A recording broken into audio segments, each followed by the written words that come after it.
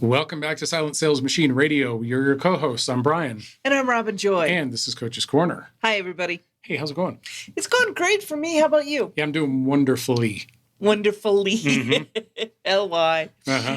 So you had some coaching clients this week. Did you have a good week of coaching? Oh, yeah, of course I did. Since we've been back from the Proven Conference and vacation, I've been full in terms of like every available opening that I have in my calendar is full. Yes. You're experiencing something I've been sending people to you for those special sessions. Yeah. Yeah, which is awesome. I mean, there's nothing we always talk about. I can tell when I get home from work when Robin's had a day of coaching because she's just lit up and, she's talking about this and that and this person and that person and everything. And so my coaching sessions are generally in the evening. Mm-hmm. And so then can sometimes turn into long nights because I'll be coaching until 7 or 8 o'clock. And then we come out and have the long conversations about what those coaching sessions were. We enjoy those conversations it's because we're having a ton of fun. That's right. Yeah. Well, and we're so proud of the clients that we're working with. I know. I mean, they're just doing great. I love when they show up for a session and, any session. I love when they're like they showed up because they had a light bulb moment in between sessions. Like, let me show you what I realized. Yep. You're like, yes. Or sometimes we get to do that during a coaching session. Yes, that's always lots of fun too. And sometimes we as coaches learn something or learn how that it would connect with somebody, or we learn from our students all the time. 100%. I didn't know you could do that, or, what a great way to look at that. Mm-hmm. Mm-hmm. Yeah, perspective is important, right? Very much. Well, so just to kick things off, one of the coaching clients I was working with this week who just had a question, was like, how do I know when I've done enough research, right? On an ASIN, on a source, or a supplier, or, whatever it is that you're evaluating before you decide whether you're going to potentially test an item or not. Okay. If that's the decision, whether I'm going to test or not, then I would say much less research necessary than you think, probably. Yeah, this person said they were spending like way too much time debating each product, right? Mm-hmm. And now they decided to take the amount of time and effort that they were spending 4 hours or whatever evaluating all pieces and parts to just test it. Right. Just test it. You only need a little bit of information to test it, right? It's right. Well, we like to say we need 3 points of data. We need sales velocity, we need capital protection, and we need profit potential. We need potential profit. Right. Yeah. That's it. If it shows that after we've done the pre-flight inspections, branded properly, we're using a proper source, then we just need to know those things and then test it. And then guess what? We'll find out the answer to all those things we were trying to guess at or trying to predict. We'll find out in the test. So no reason to waste my time. Kind of reminds me of like junior high school chemistry class or high school chemistry class when you'd be tasked to, frame up this theorem or, this hypothesis about how something was going to work. And, you didn't spend the whole semester working on the hypothesis. No. Yeah, frame something up real quick, and then you just saw if it was going to do what you thought it was going to do. Yeah. What's the minimum I need to make this test happen? Yeah. And then you didn't, and based on the results that you got, then you would go back and adjust your hypothesis, or now you got the results, it becomes really more of a proof. Right. And now you can apply that to other things that you're working on going forward. Yep. That's a test. That's a test. Yeah. We don't know the answer before we test it. Right. And this is where we kind of get tied up. Those are two different decisions. Mm-hmm. I don't know if I'm going to replenish it yet until I've tested it. Well, yeah, you've been saying lately this, there's a clear separation between the decision to test and the decision to replenish. Right. Like we're not hunting for, it feels like we're hunting for replenishables, but really the result of the hunt for replenishables comes from the test. I would say the way we frame it up is in the framework we use, we're hunting for viable ASINs, which means listing that's made properly on Amazon and a source that's authorized to sell the product. Matching those up. We're looking for viable ASINs. From those viable ASINs, we can then find testable ASINs. When we find testable ASINs, it's not a big decision. Should I test it? Should I not test it? Do I have velocity and capital protection and profit potential? Yes or no? If I do, then I test it. I don't have to think about it any more than that because I know that the test is going to tell me if I should replenish it or not. Really the best decision to have, and if you're doing this right, this should be probably a decision you have every week, is which one of the tests or which 5 or 8 of the tests that you have on your list are you going to test? Because theoretically, you're going to have much more than that. You may have 10, 12, 15, 20, 25 that actually met your criteria when you were doing your sourcing throughout the week. And then when it comes time to go shopping, you need to prioritize those, rank those. What am I going to spend my money on?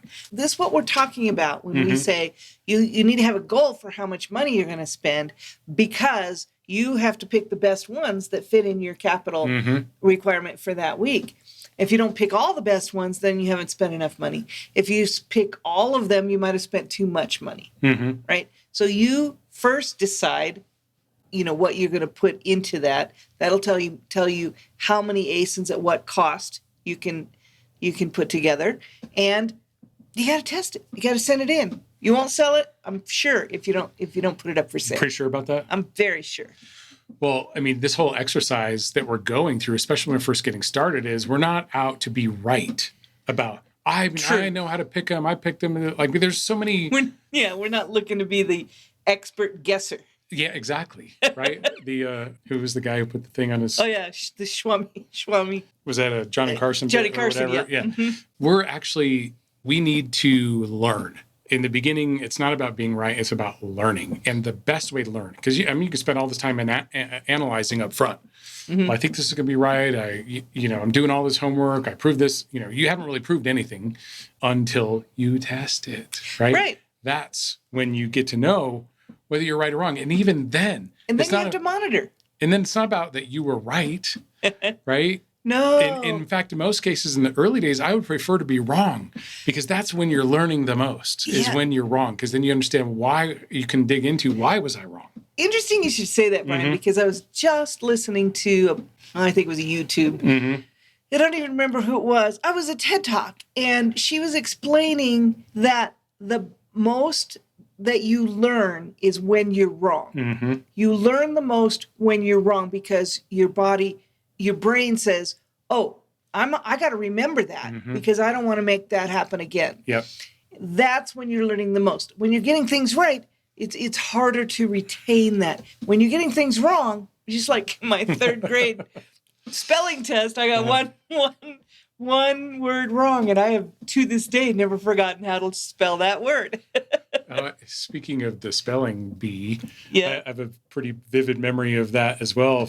From someone who misspelled peanut, and we were like in the 5th or 6th grade. It was kind of a shock, even for her. It was a shock, but I've never forgotten how to spell peanut because of that. Right? Yeah, these are the times, and it's an emotional thing too. When it's emotional, she also went into the more emotional it is when you're learning, the more you can retain that learning and not have to repeat it so many times in order to get it down.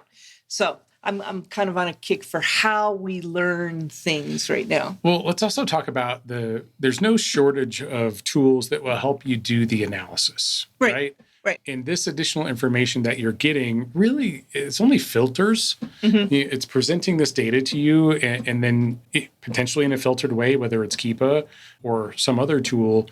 But the only thing that is going to confirm what you believe to be right or what you believe is going to happen or not is to test it, right? Right, exactly. We've been talking about the stock charts, right? For a period of time. We entrepreneurs also day traded for a while. We've done a lot of things. But during this time, we learned how to read stock charts. Yep. And we learned that we can make some predictions based on what has happened, but we don't know until we test it what is actually going to happen. We're guessing based on history. So we're making it kind of an educated guess. Yep. But that doesn't tell us what's going to happen. What tells us what's going to happen is to buy the stock.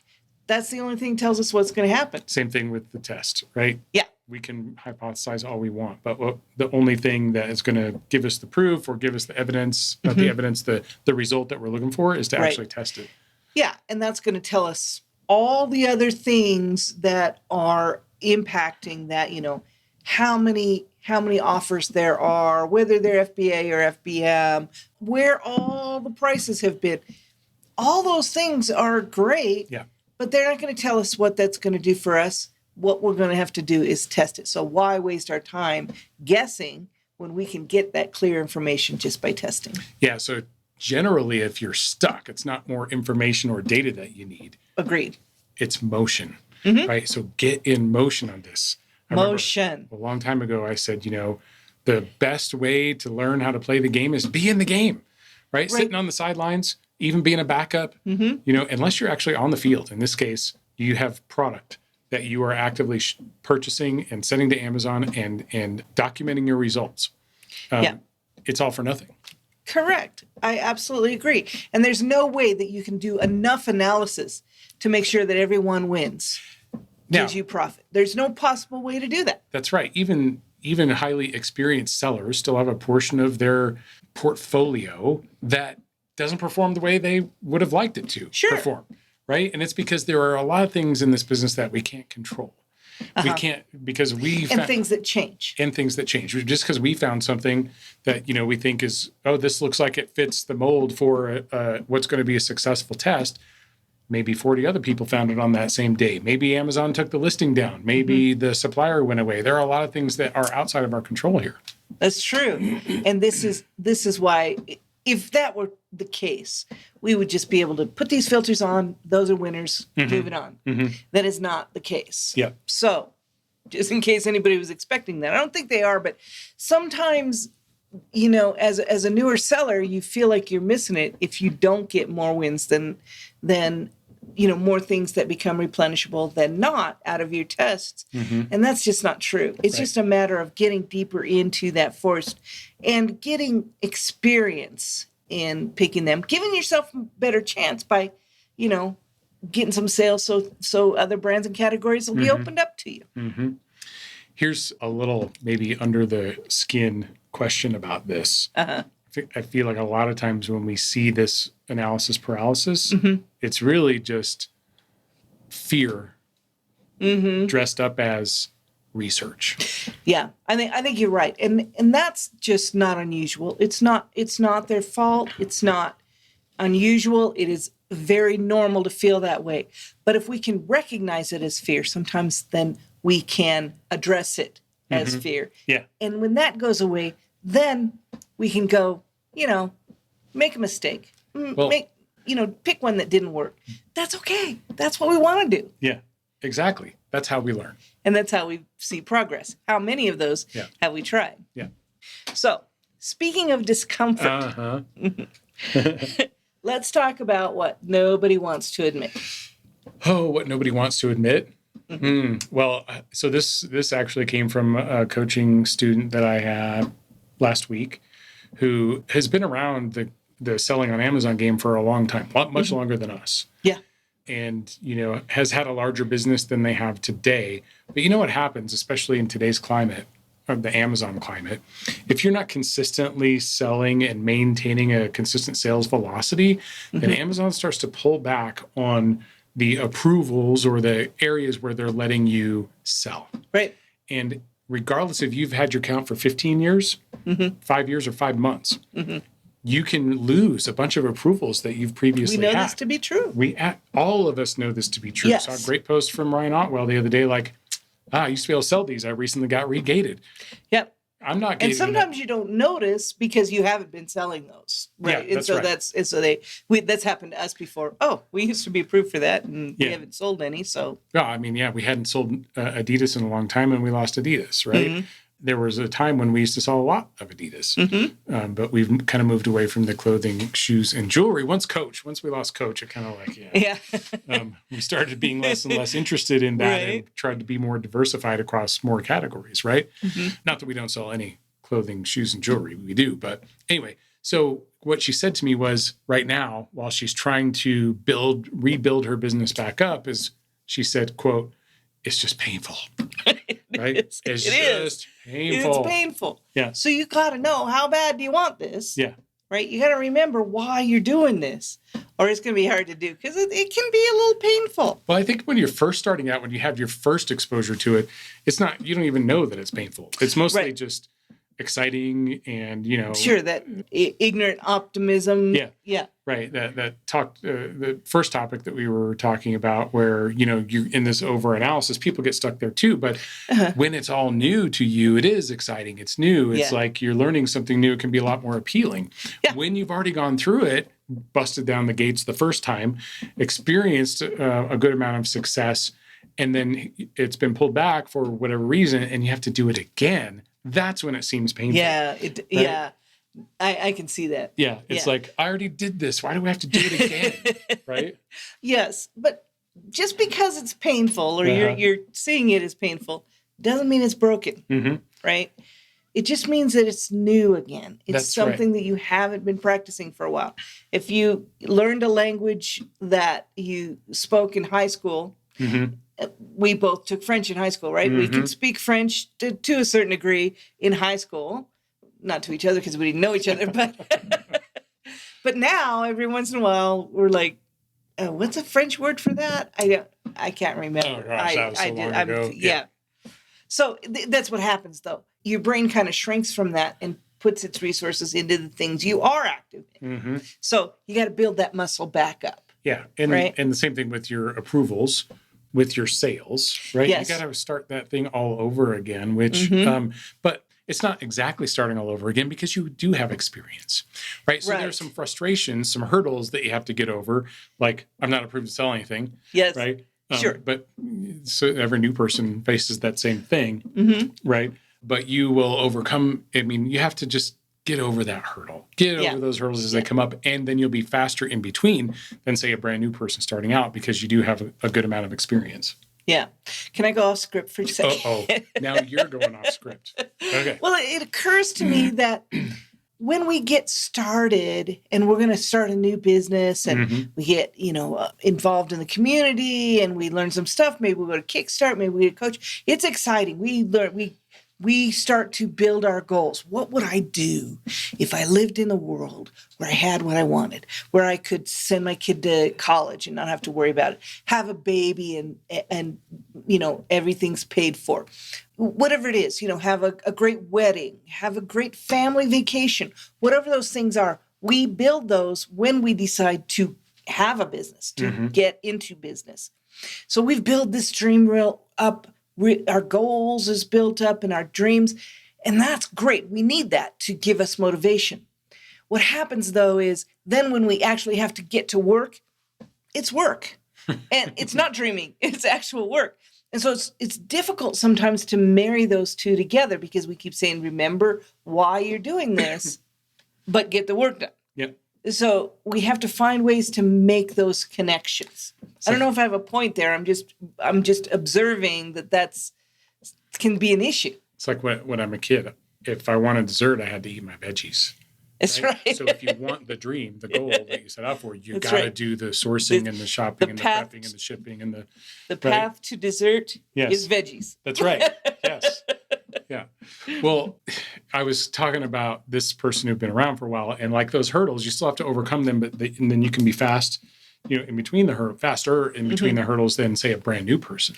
It's easier to rebuild that than to build it the first time. Sure. But if you're a brand new person, it feels like you're doing this work and you're not getting progress, right? You've never seen the results. But I promise you that progress, it's there. It's just invisible, right? It's invisible to the outside. It's visible to you, right? In your head and your experience and your emotions and your activity, whether you actually even see it or not. Well, I can't find anything, but I bet you, even if you can't find anything, that if you did look at an ASIN after you looked at it 500 or 1,000, that you would know pretty darn quickly whether that was you want to look at that very long or not. If you were approved to sell it, right? Would you test it? That's progress. That's progress. That's progress. Real progress. Yeah. It actually is. And this is one of the reasons I like to see the people that we work with journal.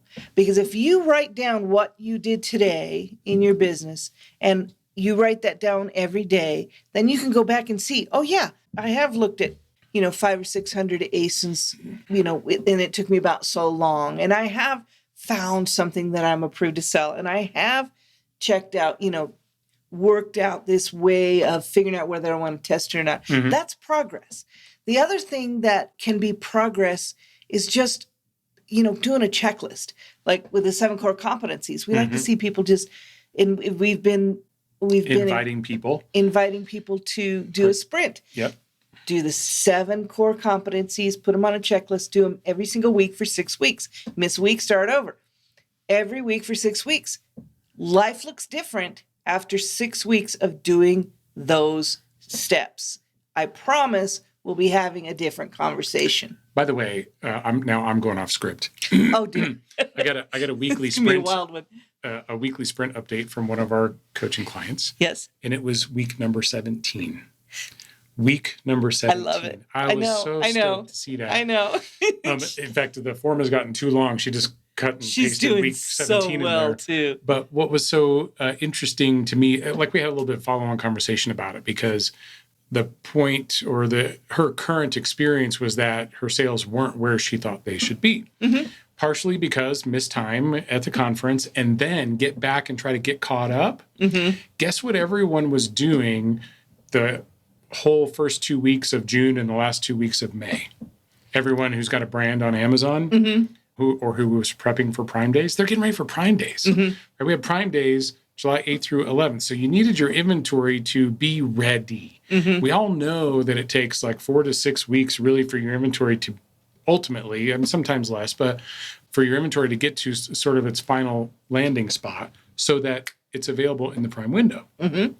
So the shipments have been slow. The receiving has been kind of slow. like in Q4. It is like Q4. Busy on these docks. They are Exactly getting right. much more than usual. So what I mentioned to her was that, yeah, I know it feels slow, and it probably is actually really slow, and this is why.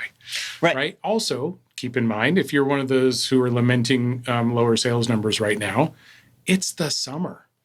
Right? Sales always taper off in the summertime. Because why? People are busy. People are out doing things that they can't do while kids are in school. Right. They're moving. They're taking vacation, whatever it is.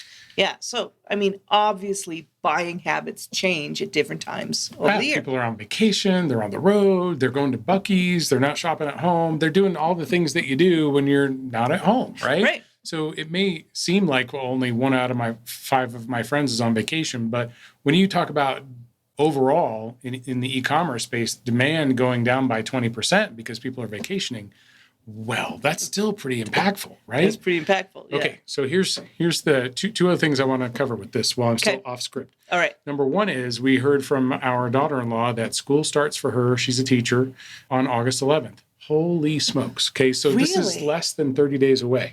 Oh, so my goodness. The bright side to the slow in the summer is that back to school shopping is starting very, very soon if it hasn't started already, right? So if you haven't sent back to school stuff in now, it's too late. You're going to miss that boat probably. Yeah.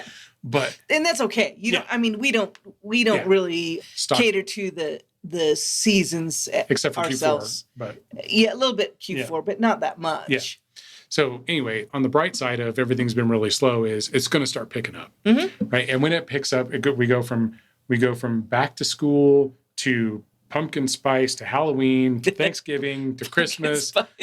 Yeah, there's a season called pumpkin spice. There's a pumpkin spice season, and then January too, when everyone's cashing in their gift cards. So I mean, really, from August through January, we've got a nice stretch of very strong sales that is right on the horizon for us. Well, and time takes care of these things, right? So what you're describing is over time, it smooths out. You have your averages, but you have to build that. And your first year is going to feel like pretty up and down. Yeah. That's normal. Yep. Second year is going to get smoother. Yep. If you continue to do the same things and you continually improve your process, it's going to go smoother and smoother and smoother. And pretty soon, you'll be coaching other people, telling them that's very same thing. Yes, I thought the same thing. What I found was that over time it settles out, but you have to put in the time. And when you decide you're going to be a coach, you just give us a call. That's right. That's right. That's right. And we love. The other thing I did say to her was, like, if you've been sending in consistently this whole time since you got back from the Proven Conference, then you are going to be so well positioned for those seasons I just brought up. right? Exactly. Like it's probably not enough to stock if you're for Q4, but start getting your Q4 stuff in September and October. Don't wait until early November, right? Right. Because you want your inventory to be properly positioned so it's available in the prime window so that you can take advantage of. Again, if it's your first year, don't worry too much about that. You're still building. Yeah. Just know that those things are going on.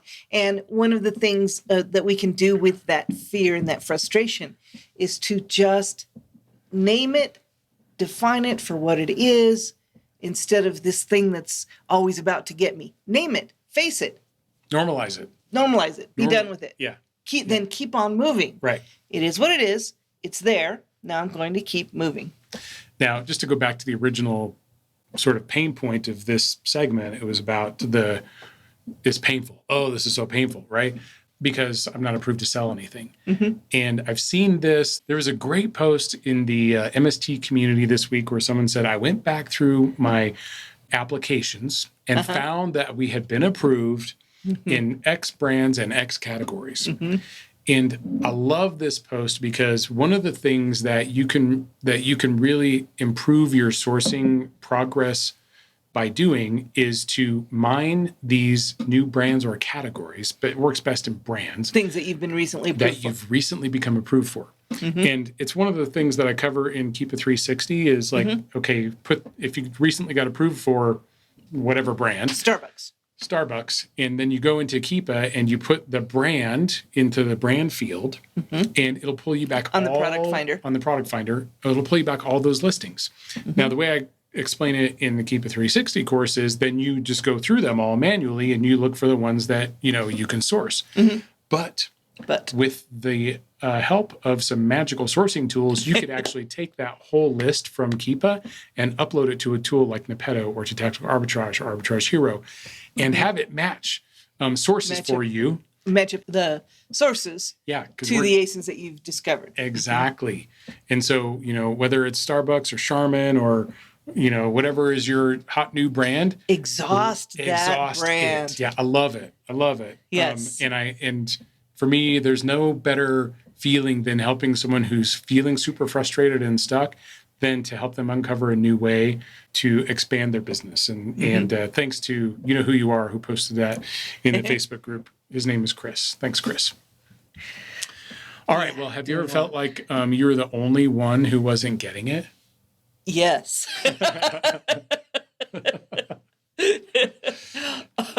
Yes, absolutely. In so many things in my life, I can relate to that feeling. I as Jim says, I'm the self-admitted king of not getting it. That's right. Right. Mostly because I was trying to do it all instead of it, the one thing that I should have been focusing on. It should have been an it, not a them, not a so many things at once. Right. One it, then the next it. That's right. Yep. Focus on the one thing. And that was actually something that came up in another one of my coaching sessions this week. And this is also off script. But I'm struggling with this, should I start to explore, wholesale and bundling and brand management because I'm struggling with this? No. And by way of this long story, of which he was probably like, get to the point, Brian, I explained that, that was my experience too. I thought, because this gets a little hard, let me explore these other things and try and do 14 things at once instead of focusing on the one thing. And I think that, the message hit home was just like, hold on a second, we got to dial this in, because once we dial this in, then the rest of this just opens up to you. Then you have room to go for the next. So I think of the blocks of learning. Each piece that you're learning is a big block right now, and we got to work that and get experience and work it down to a toothpick. So you have a bunch of toothpicks, and then you can get in some more big blocks in your brain. Until you do that, you can't fit more in there. You're not going to be successful. That's right. Trying to shove all this more other big blocks learning, in there. more big blocks. Yeah. Get these done. Get them down to where they're manageable, then go to the next big blocks. Right. So that's, I shared the, I'm going to make a paint pouring bundle story with him. And, we bought all this stuff from Alibaba. We're putting together these paint pouring kits. Never sent a single one of them in. Never sent a single one of them in. Because I go to my coach and she's like, how are things going? I'm like, awesome. I'm making this awesome bundle, and she's like, Yeah. Yeah. That's not what you said you were going to do, That's Brian. not what you said you were going to do, right? So in this case, I talked, and actually the last segment here is this same coaching client. I forgot, but what he said was like, he's been doing this for a few weeks. Okay. He needs to show progress to somebody else, or he at least needs to see it for himself. And I understand that. You know, when you have a life partner and you're like, I'm going to use this money to go do this thing that you don't understand, but just trust me. You need to be able to show that you're making progress in some way, right? First of all, you need to be able to explain it to them. Yeah. What it is you're doing. It can be difficult. It can be. And then you need to be able to show that the actual progress is being made. This is why we talk a lot about progress is not about the profits in these first couple of months, right? Progress is about what you're seeing, which we talked about at the top of the show too, where you're actually making progress whether you see it or not. Yes. When you are able to go back to a listing and analyze it and know in very short amount of time that, yes, I would test this. Just because you're not approved to sell it doesn't mean you haven't made progress. That's true. Just because you haven't actually sent it in yet and gotten the results of the test doesn't mean you haven't seen progress. You haven't made progress either. That's true. And I think it goes back to your plan. If you have a plan, then you can mark your progress. If your plan is to, do this many hours of something, or to do this many, make this many widgets, or whatever your plan is, then as you go along, you can mark, yes, I passed that point. I did do that. This is where the 7 core competencies can be very helpful. I want to do this 6 weeks in a row. I'm on week number 3. I've made progress from 0 to 3. Whether I've seen any profits or not, that's not the only way to see progress. You have to see progress before you're ever going to make profit. I think the best way to see progress, though, I said you don't have to test, but the best way to see progress is to test.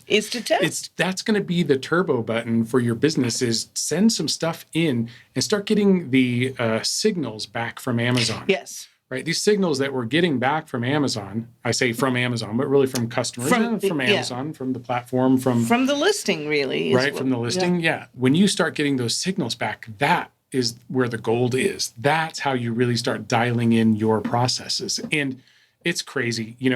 We've said this before. I wish I could just take the top of your head off and just pour in all the knowledge. I wish you could too. Right? But it just doesn't work that way. And here's the thing. If I were to give you all of my ASINs, I could absolutely do that. Here's what you do on this one. Here's what you do on that one. Be careful of this, blah, blah, blah, blah. You'd have a playbook for every single ASIN in our portfolio. But that's not the way this business works. No. Right? You have to go build your own portfolio. And so And they all look different. But you learn to put a framework in place, or you start with a framework like the ones that Rob, Joy, and I teach, and you fine-tune that and customize it for your business, because you're not going to sell the same ASINs that I sell. We might be on unknowingly some ASINs together, but your business doesn't look like mine, right? Exactly. And that's what I say. That's what makes room for all of us. If we all had the exact same business and the exact same listings that we were on, and we were buying from exact same sources, then it would pretty quickly be saturated. But that's not the case. We all have a little different take on it, a little different experience. So there's room for all of us. That's right. So what I encouraged this coaching student to do was, track what you can control. So I gave him the invitation for the 6-week sprint, right? This gets you in the habit of doing the things every single week. That is the progress that you can show, not only to yourself, but to somebody else, knowing that there's a bit of a delay on the back end when the money machine spits out the money, right? Because of why. We already know this, like the student I was talking about before.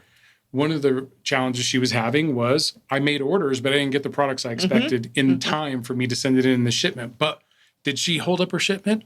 No. She sent it in anyway, which is exactly what you should do, right? That's progress. Yes. So you need progress like this for 6 to 8 weeks before you really start getting any results, because delay in getting your order, delay in inbound shipping because of Prime days, delay in getting your payout because of the holdback. Yeah, the holdback. Which the term totally escaped me. But right, you got to wait for your money to become available, and then you got to get it and spend it again. Yes. Right. So progress is, for example, did I meet my spend goal for the week? Yeah. That's a great goal, and that is great progress when you can show that. Right, and this is the 7 core competencies, you're making progress if you're doing those every week. You're making progress because you're putting the things in place to make sure money spits out the other end. It just has to go through the cycle. But until you stick stuff in that cycle, it's not going to go through. It's sort of like, maybe I'm going off the cuff here, but when you're watching a ball game, okay, when a team is producing runs or touchdowns or goals. I was going to say, everybody just had a different sport in their mind when you said ball game. Right. This is progress, right? You don't get the result until the game's over. In a sports analogy. How many times at least? That's why you play the game. That's why you play. On paper, this team was supposed to beat that team every time, no questions asked. And what happened? They got beat by the underdog. Happens all the. That's why we watch the games, right? Well, my point here is, so make a scoreboard, right? Make a scoreboard that you can track your stuff on. So whether this is like, the 7 core competencies thing, that's basically the scoreboard, right? And we know that in sports, the scoreboard doesn't really matter until the game is over. Right. In this case, the game is not really ever over. I mean, you could call a shipment a game and maybe call that as over. But anyway, if you want to see progress, and we know that a lot of people do, everyone does, right? It's the patience that a lot of people struggle with to get to the end of the game. But you have to put in the plays. You have to put in the work before the game's over. Well, Brian, or you're not going to see anything. At the risk of extending this, I really like your analogy of the takeoff of the rocket. Oh yeah, right. It's kind of painful in the beginning. Well, first of all, you got to do all this training before you can even get in there. Right. Yeah. Right. When do I just get to go to space? Right. You finally get yourself in the cockpit or whatever they call it, and then you got to sit there and wait because so many other people are doing all the things. You got to wait for them to do it. Not unlike you got to wait for your stuff to get into Amazon and get received. Yeah. You can't do anything about it. You're put yourself in the position and you're waiting for that. Yeah. Fortunately, we can keep sending more for them to do. But when that rocket takes off, it takes all the energy up front, right? Most of, I don't know what percentage, but very much most of the energy and fuel is used just to get off the ground. That's right. Yeah, a few feet off the ground. Now you're going all the way to orbit, and you have to take this extra booster that helps you get off the ground and get out there, which will eventually fall off, and you won't have that weight anymore. You'll get into orbit, and you'll be able to breathe. But until you get there, you got the G-forces and the it can be painful. This is why we say when we hear the guests on the podcast, especially the ones who are newer, who have been like, less than 12 to 18 months, is it seems like they started yesterday and they're already in orbit.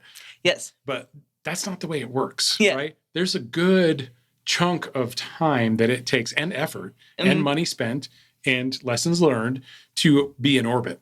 And so, if you are in this phase where you're not really seeing the results yet, cut yourself a little bit of slack as long as you're doing the work. I mean, hold yourself accountable. If you're not, for sure, make yourself a scoreboard and measure your progress by that until you actually start getting money out of the money machine. Yep, I like it. All right. So we're closer than we think. Yeah. What if you're closer than you think, right? I mean, this is a lot of people. What if it's just one more swing of the axe to get you to the goal? What if it's just one more day and then everything becomes available and you find out the information? What if it's just one more set of ASINs and you find a few that you really want to test? What if it's one more shipment? What if it's one more shipment? What if it's one more hour sourcing? Yeah. You're right there. You are right there, You're promise. right there. If you keep at it, you're right there.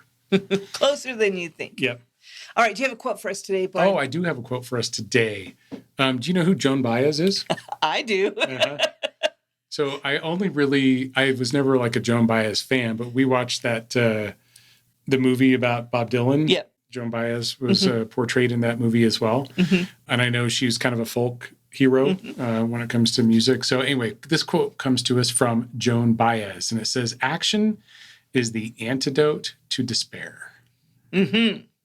So when you're feeling frustrated and everything's not working, I must be doing this, take action. Just keep doing the next right thing. One thing that you can do that's the right thing to do.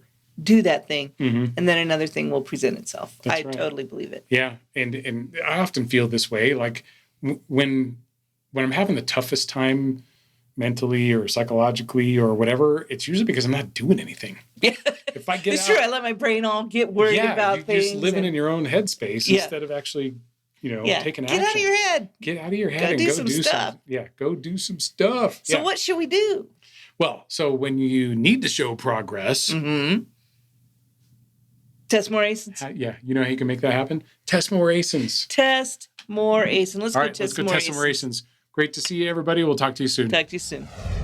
Thanks for joining us today. Before I let you go, let's spend a couple minutes with my good friends. We got Jeff Schick and Leah Modlin with us today from jeffschick.com. Of course, he's our policy expert, and he's got a great team for all things Amazon, Walmart, Etsy, e-commerce, legal policy, and they've always got something good to share with us today. So what's on your mind today? What are you seeing, Leah? So we've seen a lot of concern about the recent regatings in various different brands, some significantly larger than others. So the primary concern is, you have a seller who has been selling a brand for years and years, and then one Monday morning, they just can't sell a brand that has a significant effect on their business. Either the brand is the entirety of their business, or potentially it's a very, very large chunk that will cause significant impact by not being able to continue to sell. So in some cases, the seller has the ability to re-ungate in the brand. And in other cases, unfortunately, sometimes they are permanently regated in the brand pending future actions, or pending, I'm slipping on my words. Amazon changing their policy. Yeah. Yeah, exactly. So, or it's just like, oh, you can't sell it now, but you can sell it in a year. That also tends to happen as well. Sorry about that slip up. But so it creates hard conversations because that business is not quite as diversified as we might want for an Amazon business. It leaves some sellers in a position where they're in a really dire strait trying to figure out how to pivot to that next opportunity or multiple opportunities to replace said brands. Right. So we're witnessing some of the unfortunate fallout from being all in on certain brands and the causes that can potentially create in a business. So Jeff, would it be prudent advice based on what Leah just told us for me to tell a seller, don't get married to a top 1% brand and go all in? As general advice.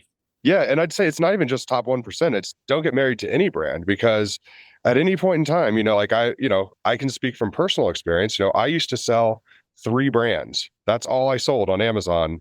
And one brand was 60% of my sales, one brand was 30%, and one was 10%. And guess what? 2 weeks after I bought my first house and I'd signed all the mortgage papers, the brand that represented 60% of my sales sent me an email on a Thursday morning, no warning, just saying, guess what? We're going direct to Amazon. You can no longer sell our products. We've alerted all the distributors to not sell to you anymore. Best of luck selling through what you've got. And that was it. And of course, I was shell shocked by it, but we pivoted. The brand that was 30 and 10% brands, those became, 60 and 40% brands. And then we started diversifying with more products. So it just, had to, it sparked an innovation shift in our business. But the moral of the story, though, is for sellers, don't get married to a brand, because at any point in time, you might not be able to sell it. And your only recourse, if you can't sell it, is either get ungated or sell it somewhere else. And that could be Facebook, it could be Walmart, it could be eBay. But, don't get married to a brand and think that you're going to fight Amazon on a regating, because unfortunately, that is pretty clear in the BSA that they have the right to implement security controls. And one of those security controls is their gating program. So we see it every fourth quarter too. We see it every fourth. Right. I mean, it's as long as I've been selling on Amazon, it was 14 plus 15 years, we've seen during the fourth quarter, Amazon will gate a whole bunch of stuff and then they'll ungate it again once Christmas shopping season is over. These things run in cycles. So diversifying really is the way to go if you're going to be a reseller. Right. You exactly. told me a story. You were talking with one seller recently, one of your clients, you said, but this is my brand. I've been selling it for years. Like, no, you don't actually own the brand. You're a reseller. Right. He was so adamant that it was his brand. I actually asked him, I said, is this a private label brand we're talking about? And he goes, well, no, it's something I buy at the store. And I'm like, well, then stop calling it your brand. Yes, Right. you've sold it for There's 5 no years. eminent domain here. I've been here for years. This is mine, right? No, Yeah. diversify is the way to go. Yeah, I appreciate your advice, guys. Tremendous. Love the way you guys serve our community. Such great partners and sponsors of the community. JeffSchick.com is the website. Put these guys on retainer for a few dollars per month, and they'll handle all this stuff for you, give you great advice, even the brand gating and these kinds of issues. You guys are familiar with all the nuances, the legal, the policy, and I appreciate you so much. Thanks, guys. We'll do this again next week. What do you say? Sounds good. All right. Talk to you then. Thanks. Great.